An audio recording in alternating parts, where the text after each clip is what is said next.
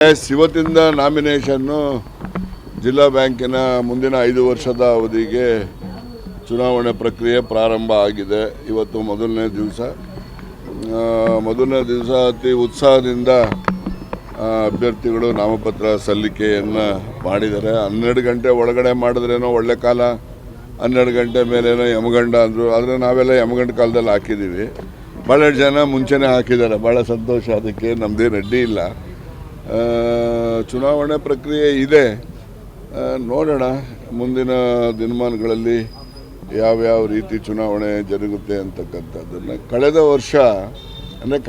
5 ವರ್ಷದ ಹಿಂದೆ ಅವಿರೋಧವಾಗಿ ಚುನಾವಣೆ ನಡೆದಿತ್ತು. ಅವಿರೋಧವಾಗಿ ಚುನಾವಣೆ ನಡೆಯೋದ್ರೆ ಏನಾಗ್ತದೆ, ತಾಲೂಕು ಮಟ್ಟದಲ್ಲಿ ಗ್ರಾಮ ಮಟ್ಟದಲ್ಲಿ ಇರ್ತಕ್ಕಂಥ ಸಹಕಾರ ಸಂಘಗಳಲ್ಲಿ ಅನ್ಯೋನ್ಯತೆ ಬರ್ತದೆ. ಯಾವುದೇ ಒಂದು ರೀತಿಯ ವೈಷಮ್ಯ, ಅಸಮಾಧಾನ, ದ್ವೇಷದ ಮನೋಭಾವ ಬರೋದಿಲ್ಲ. ಆ ರೀತಿಯಲ್ಲಿ ನಮ್ಮ ಜಿಲ್ಲೆ ಮಾದರಿಯಾಗಿತ್ತು. ಕಳೆದ 5 ವರ್ಷದ ಹಿಂದಿನ ಚುನಾವಣೆಯಲ್ಲಿ ಅವಿರೋಧವಾಗಿ ಜಿಲ್ಲಾ ಬ್ಯಾಂಕ್ಗೆ ಮತ್ತು ಜಿಲ್ಲಾ ಸಹಕಾರಿ ಯೂನಿಯನ್ ಎರಡಕ್ಕೂ ಕೂಡ ಅವಿರೋಧವಾಗಿ ಚುನಾವಣೆ ಜರುಗಿ ನಮ್ಮ ರಾಜ್ಯದ ಎಲ್ಲ ಸಹಕಾರಿಗಳಿಗೆ ಮಾದರಿಯನ್ನು ತುಮಕೂರು ಜಿಲ್ಲೆ ಸಹಕಾರಿ ನಾಯಕತ್ವ ಕೊಟ್ಟಿತ್ತು. ಇಲ್ಲಿ ನಮ್ಮ ಜಿಲ್ಲೆಯ ಎಲ್ಲ ಸಹಕಾರಿಗಳು ಕೂಡ ಸ್ಪಂದಿಸಿದ್ರು. ಈ ಬಾರಿನೂ ಕೂಡ ಅದೇ ರೀತಿ ಸ್ಪಂದಿಸ್ತಾರೆ ಅಂತ ವಿಶ್ವಾಸ ಇದೆ. ಅಲ್ಲೋ ಇಲ್ಲೋ ಒಂದು ಕಡೆ ಏನಾದರೂ ಚುನಾವಣೆ ಪ್ರಕ್ರಿಯೆ ಜರುಗೋದಿಲ್ಲ ಅಂತ ನಾನು ನಂಬಿದ್ದೇನೆ. ಆದರೂ ಕೂಡ ನಡೆದರೂ ಕೂಡ ಅದು ಸಹಕಾರಿಗಳ ಮನಸ್ಸಲ್ಲಿ ಯಾರು ಪ್ರೀತಿ ವಿಶ್ವಾಸ ಗಳಿಸಿರ್ತಾರೆ ಅವ್ರು ಜಯ ಗಳಿಸ್ತಾರೆ.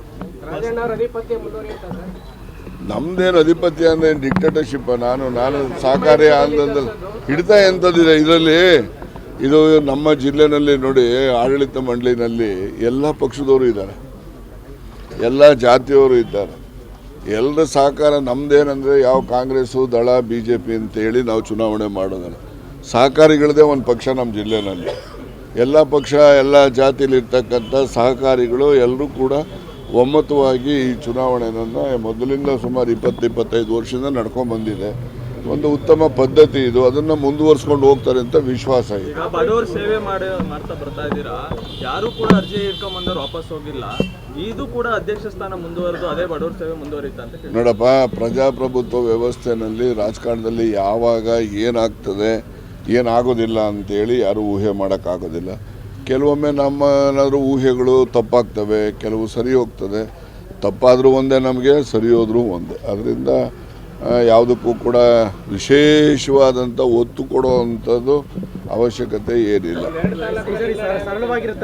ಯಾವ ತಾಲೂಕಲ್ಲೂ ಏನು ಹಿನ್ನಡೆ ಆಗೋದಿಲ್ಲ. ವೆಂಕಟೇಶ್ ಅವ್ರನ್ನ ತುಮಕೂರು ಕರ್ಕೊಂಡ್ಬಂದ್ರಿ, ಈಗ ಇದಕ್ಕೂ ಎಂಟ್ರಿ ಮಾಡಿದ್ದೀರಾ, ಏನಿದ್ರ ಉದ್ದೇಶ ಏನು ಅಂದರೆ, ಒಬ್ಬ ಯುವ ನೇತಾರ, ಒಬ್ಬ ಯುವ ಸಹಕಾರಿ ಆಂದೋಲನದಲ್ಲಿ ಮುಂದೆ ಬರ್ತಾರೆ ಅಂತೇಳಿದ್ರೆ ಅವರು ವೆಂಕಟೇಶ್ ಅವರೇ ಅಂತಲ್ಲ, ಯಾರಾದರೂ ಆಗಲಿ ಯುವಕರು ಮುಂದೆ ಬಂದರೆ ನಮ್ಮ ಆಂದೋಲನದಲ್ಲಿ ನಾನು ಅವ್ರನ್ನೆಲ್ಲರೂ ಕೂಡ ಸ್ವಾಗತಿಸ್ತೇನೆ.